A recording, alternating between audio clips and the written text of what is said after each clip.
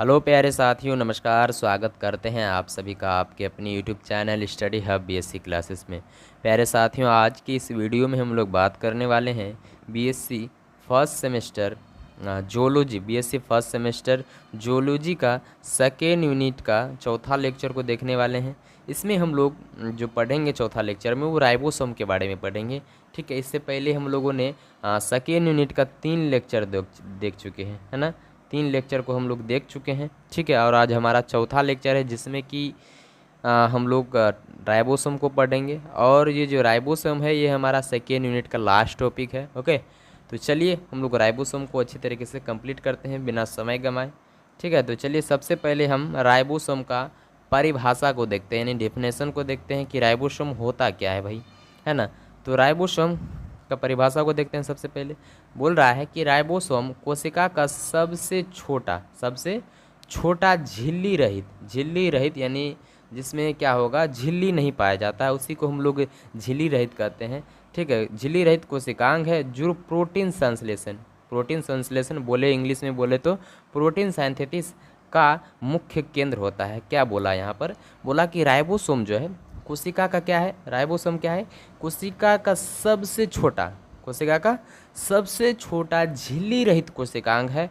और ये क्या करता है, जो राइबोसोम है ये प्रोटीन का संश्लेषण करता है, यानी बोले तो प्रोटीन का निर्माण करना।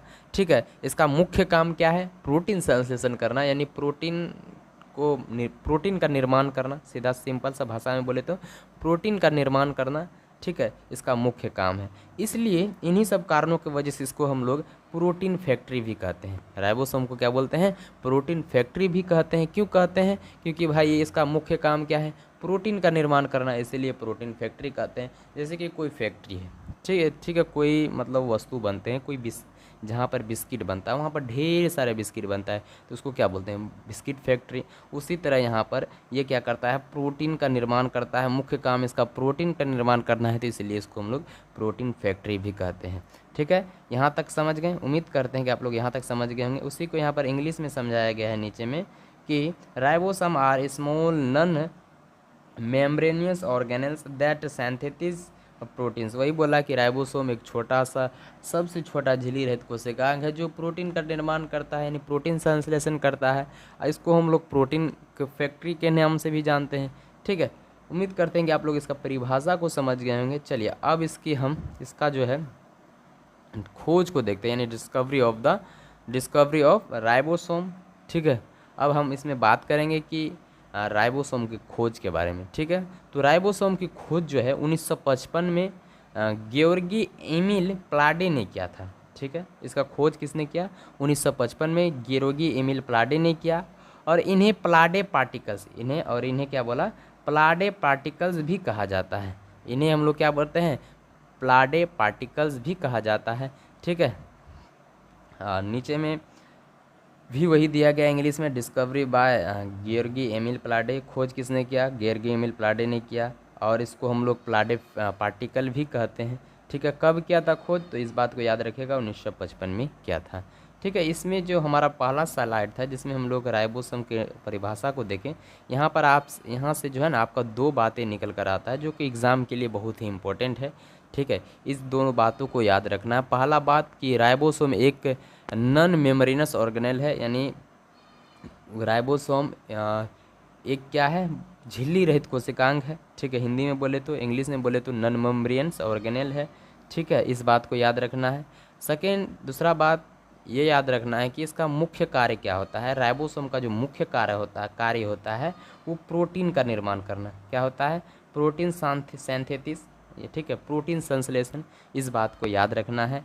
ठीक है, क्योंकि आपके एग्ज़ाम में ये पूछे जा सकते हैं कि why ribosome is the call it the protein factory of the cell. अगर आपसे एग्ज़ाम में ये सवाल पूछ दिया कि राइबोसोम को हम लोग प्रोटीन फैक्ट्री क्यों कहते हैं, तो आप क्या जवाब दीजिएगा भाई, तो सीधा सा जवाब देना है कि because ribosomes are the site of protein synthesis. ठीक है, प्रोटीन सिंथेसिस। ठीक है, ये था आपका जवाब। ठीक है, और डिस्कवरी आपका खोज से भी 2 सवाल निकल के आते हैं। अगर आपसे सवाल पूछ दिया, 1 मिनट रुको भाई। ठीक है, अगर आपसे सवाल पूछ दिया कि हु डिस्कवरेड द राइबोसोम, यानी राइबोसोम का खोज किसने किया? तो आप जवाब क्या देना है? तो राइबोसोम का खोज गेओर्गी एमिल प्लाडे ने किया। कब किया? तो 1955 में किया। ठीक है, इन सभी बातों को याद रखना है। और इसका दूसरा नाम अगर पूछेगा, इसका दूसरा नाम पूछेगा तो प्लाडे पार्टिकल्स कहा देना है। ठीक है, अब इसकी संरचना को देखते हैं, यानी structure of ribosome. Structure of ribosome, तो राइबोसोम जो होता है वो क्या होता है? झिल्ली रहित कोशिकांग है। आपको बताए थे कि राइबोसोम जो है वो क्या है? झिल्ली रहित कोशिकांग है, यानी नॉन मेम्ब्रेनस ऑर्गेनेल है। ठीक है, और आर आर एन ए तथा प्रोटीन से बना होता है। ये जो राइबोसोम होता है वो क्या करता है? मुख्य रूप से दो चीज़ों से मिलकर बना होता है। कौन कौन चीज़ से मिलकर बना होता है? R R N A. ठीक है, R R N A plus protein से मिलकर बना होता है। ठीक है, प्लस प्रोटीन से मिलकर बना होता है। ठीक है, ठीक है, इस बात को याद रखना है। उसके बाद इसका दो उप इकाइयाँ हैं, जो राइबोसोम का है दो उप इकाइयाँ हैं। कौन कौन? तो बड़ी और छोटी। ठीक है, तो यहाँ से आपका दो बातें ये निकल कर आया। अगर आपसे पूछ सकता है कि राइबोसोम जो बना होता है वो क्या चीज़ से बना होता है, तो राइबोसोम जो होता है वो दो चीज़ों से मिलकर बना होता है। कौन कौन? तो आर आर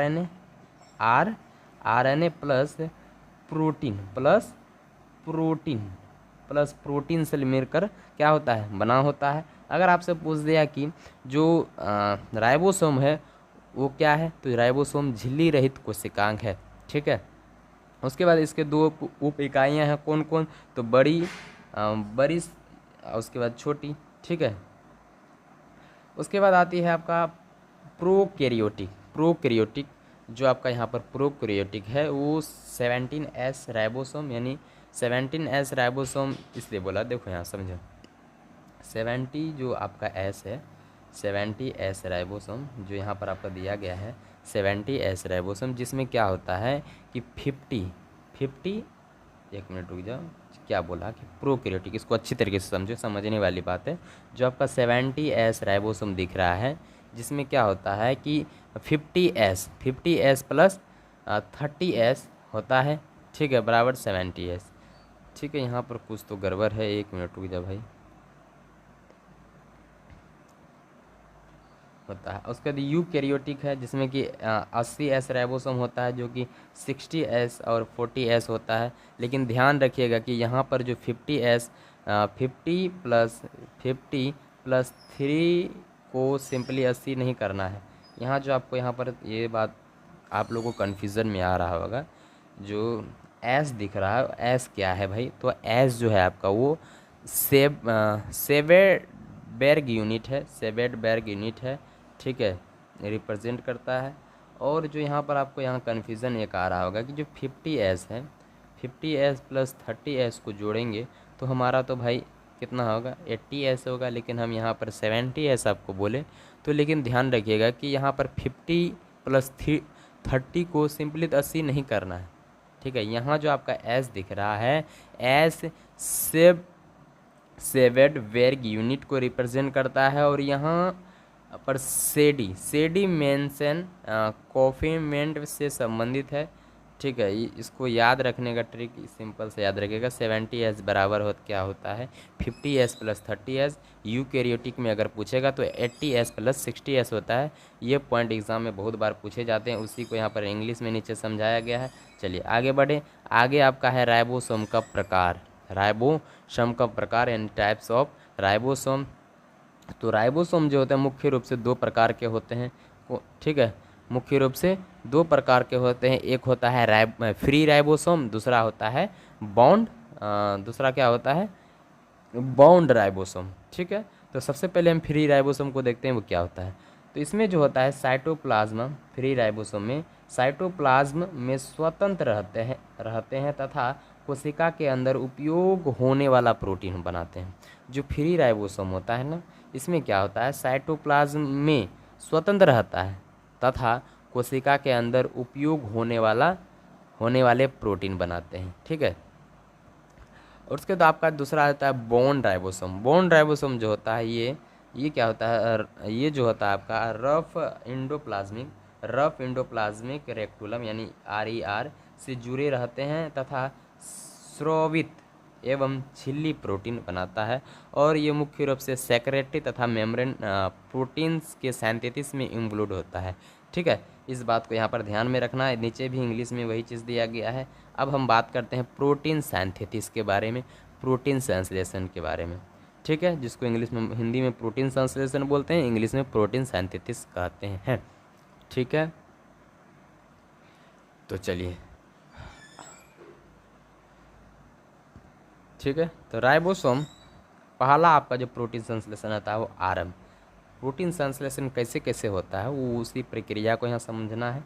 ठीक है, प्रोटीन संश्लेषण जो होता है मुख्य रूप से 3 स्टेज में होता है। कितने स्टेज में होता है? मुख्य रूप से 3 स्टेज में होता है। पहला आरंभ, दूसरा वृद्धि, तीसरा समापन। ठीक है, जिसको इंग्लिश में बोलते हैं इंटेंशन, एलोगेशन, टेरिमिनेशन, है ना। तो चलिए, सबसे पहले हम आरंभ को देखते हैं। आरंभ में जो होता है mRNA छोटी उप इकाइयों से जुड़ती है। mRNA जो होता है वो क्या करता है, वो छोटी उप इकाई से जुड़ती है। उसके बाद इनिटिएटर tRNA जो होता है प्रारंभिक कॉडन से जुड़ा रहता है। ठीक है, ये आपका पहला यानी प्रारंभ हो गया। इसमें जो होता है, इसमें बाद एंटीटोटर tRNA आता है और mRNA की स्टार्ट कोडन को रिक्वेजाइन करता है। ठीक है, दूसरा आता है वृद्धि। अगला स्टेप जो आपका आ जाता है वो वृद्धि आ जाता है। ठीक है, इसमें क्या होता है, इस स्टेज में नए एमिनो एसिड, इस स्टेज में जो होता है जो आपका वृद्धि में, इस स्टेज में नए एमिनो एसिड यानी राइबोसोम तक आते हैं। फिर एमिनो एसिड्स के बीच क्या करता है, पेप्टाइड बॉन्ड बनाता है। ठीक है, धीरे धीरे प्रोटीन चेन में क्या होता है, लंबी होती जाती है। वही बोला यहाँ, क्या बोला कि नए इसमें क्या होता है कि नए एमिनो एसिड जुड़ता है। उसके बाद क्या होगा, फिर एमिनो एसिड, देखो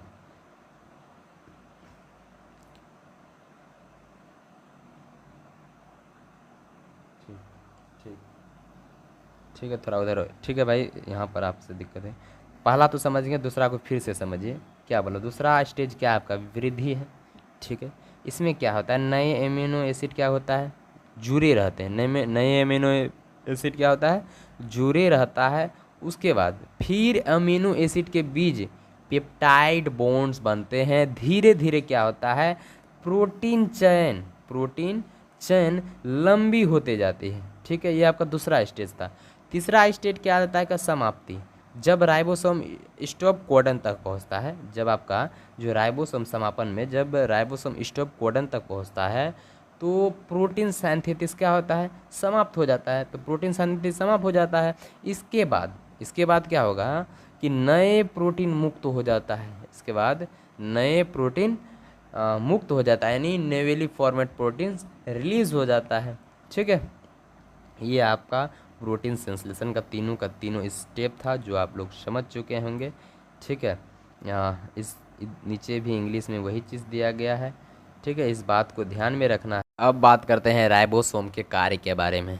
तो इनमें जो है आपका जो राइबोसोम के मुख्य फंक्शन है उनके बारे में बात करते हैं। सबसे पहला आता है प्रोटीन संश्लेषण। प्रोटीन संश्लेषण जो राइबोसोम का सबसे इम्पोर्टेंट फंक्शन है। ठीक है, और दूसरा आपका फंक्शन आ जाता है एंजाइम निर्माण। एंजाइम निर्माण यानी जिसको इंग्लिश में हम लोग एंजाइम प्रोडक्शन कहते हैं। राइबोसोम प्रोटीन के सिंथेसिस में इंक्लूड होते हैं। ठीक है, जिनमें कई एंजाइम भी शामिल होता है। ठीक है, तीसरा आ जाता है आपका हार्मोन निर्माण। हार्मोन निर्माण में क्या होता है कि प्रोटीन नेचर के हार्मोन्स के सिंथेसिस के लिए भी प्रोटीन सिंथेसिस का आवश्यक होता है। ठीक है, और उसका आ जाता है कोशिका वृद्धि। कोशिका वृद्धि में जिसको इंग्लिश में सेल ग्रोथ कहते हैं, इसमें जो होता है नई प्रोटीन्स के निर्माण के द्वारा सेल ग्रोथ में सहायता करता है। आप उसके बाद आता है उत्तक मरम्मत। उत्तक मरम्मत जो होता है टिश्यूज रिपेयर जिसको बोल सकते हैं इंग्लिश में। इसमें होता है नई प्रोटीन बनाने में सहायता करके टिश्यूज रिपेयर में योगदान देता है। उसके बाद आता है सेल डिवीज़न जिसको हम लोग कोशिका विभाजन में सहायता, यानी सेल डिवीज़न के दौरान आवश्यक प्रोटीन में जो निर्माण राइबोसोम की भूमिका होती है। ठीक है, अगर एग्ज़ाम में आपसे ये क्वेश्चन पूछ दे कि क्वेश्चन अगर आ जाए कि right the function of ribosome, तो सबसे पहले लिखेगा the main function of ribosome protein synthesis. ठीक है, सबसे पहले क्या लिखना है, the main function of ribosome is the protein synthesis, इस बात को ध्यान में रखना है। उसके बाद आ जाता है आपका पेरोक्सिम वर्सेस राइबोसोम, यानी राइबोसोम और पेरोक्सिम में डिफरेंस। तो इधर आपका आधार दिया गया है, ठीक है, इधर आपका आधार है, इधर आपका पेरोक्सिम दिया गया, इधर राइबोसोम है। तो ये झिल्ली में क्या होता है, आधार झिल्ली, तो पेरोक्सिम में सिंगल मेम्ब्रेन पाया जाता है, नहीं एक झिल्ली, एकल झिल्ली पाया जाता है, लेकिन राइबोसोम में एक भी झिल्ली नहीं पाया जाता है, ठीक है। उसके बाद आता है मुख्य कार्य इसका क्या होता है, तो पेरोक्सिम का मुख्य कार्य हो जाएगा डेटॉक्सिफिकेशन, फैटी एसिड और ऑक्सीडेशन। उसके बाद इसका मुख्य कार्य रहता है प्रोटीन सिंथेसिस। उसकी संरचना की अगर बात करें तो संरचना इसमें एंजाइम प्लस मैट्रिक्स से मिलकर बना होता है, ठीक है। पेरोक्सिम किससे मिलकर बना होता है, तो एंजाइम प्लस मैट्रिक्स से मिलकर बना होता है। और राइबोसोम किससे मिलकर बना होता है, तो राइबोसोम आरएनए प्लस प्रोटीन से मिलकर बना होता है। अब बात करते हैं डीएनए की, तो पेरोक्सिम में डीएनए नहीं पाया जाता और राइबोसोम में भी डीएनए नहीं पाया जाता है। आकार की बात करें तो इसका आकार बहुत बड़ा होता है, लेकिन इसका आकार राइबोसोम का बहुत छोटा होता है, ठीक है। अगर कोशिका में क्या होता है, यूकैरियोटिक होता है पेरोक्सिम कोशिका में, तो पेरोक्सिम जो होगा यूकैरियोटिक होगा, और राइबोसोम में जो होगा आपका प्रोकैरियोटिक एवं यूकैरियोटिक कोशिका दोनों पाए जाते हैं, ठीक है। यहीं तक आपका सेकेंड यूनिट का क्लास था, ठीक है। हमारा ये लास्ट लेक्चर था जिसको राइबोसोम, ठीक है, जिसको हम लोगों ने अच्छी तरीके से कंप्लीट कर चुके हैं, ठीक है। मिलते हैं अगले वीडियो में। अगले वीडियो में हमारा जो आएगा वो तीसरा यूनिट का आएगा जिसका नाम है न्यूक्लियस। ओके, मिलते हैं अगले वीडियो में, तब तक के लिए जय हिंद जय भारत।